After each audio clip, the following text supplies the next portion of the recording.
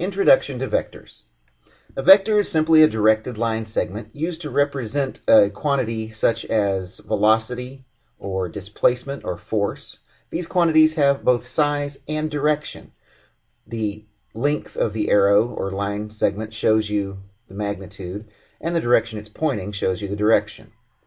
That makes doing calculations with vectors a little bit different than what you're used to doing. You have to account for the direction in the calculation.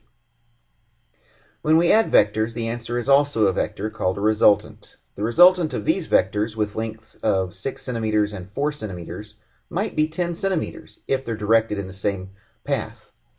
It might be 2 centimeters if they're directed opposite to each other. And then again, it could be anything in between 2 centimeters and 10 centimeters. As we see them here at right angles, we would end up with an answer of 7.2 centimeters using the Pythagorean theorem.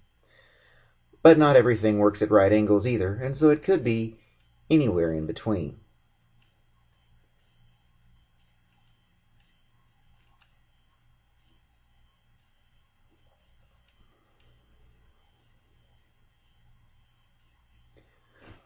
When we draw vectors, we usually use a coordinate plane. And so when we assign our directions, we can call east 0 and north 90 degrees, west is 180, and south is 270.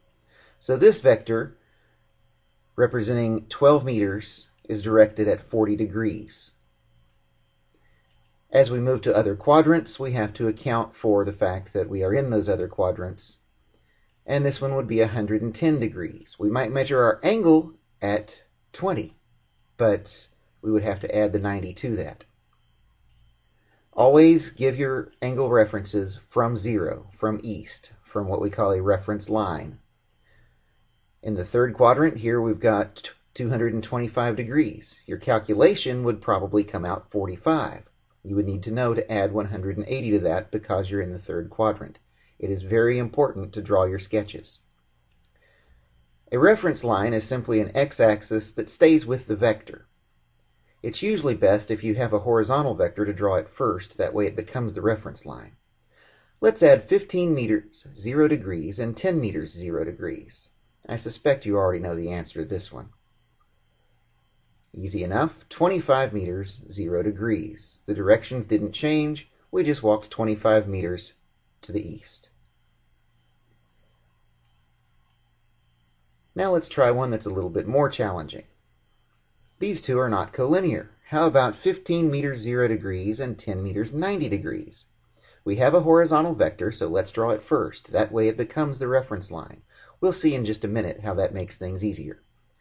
We draw our second vector at the end of our first one. So we're using what's called a head-to-tail method. We draw in our resultant, and we can either draw it all to scale and measure very carefully, or we can do the math. I expect you to be able to do both. If we measure carefully, we come up with 25 meters, although not 0 degrees. That's a mistake in the... Actually, that was entirely wrong. I don't know where that came from. Oh, that was off the last slide.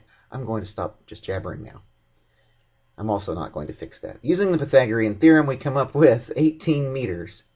And using a trig function we call the inverse tangent, we end up with 33.7 degrees. When you use the inverse tangent function, always put the y on top in the numerator and the x in the denominator. This is one of the reasons why we want to put that horizontal line first. So, why was it easier to draw the horizontal first? Let's look at see what happens if we did the vertical first. Using the head-to-tail method, we would then start our horizontal at the top of that vertical line. This would place our reference angle outside our triangle. We would then have to use an inverse cosine function to find the angle inside the triangle, and then subtract that from 90 in order to get our reference angle measured from 0. Still not difficult, but it's a lot more trouble, and you have to think a little bit. Let's do one more together, then you'll be on your own to practice.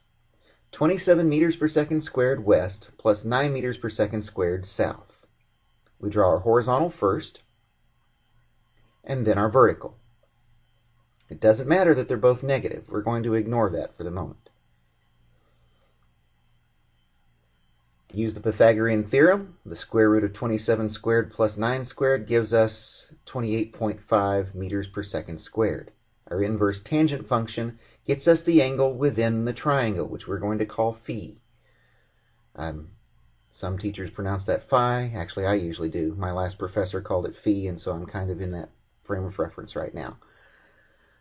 So phi is equal to the inverse tangent of 9 over 27, giving us an angle of 18.4, which we must then add to 180, giving us a final answer of 28.5 meters per second squared at 198.4 degrees. You should have several things to work on your own. Good luck.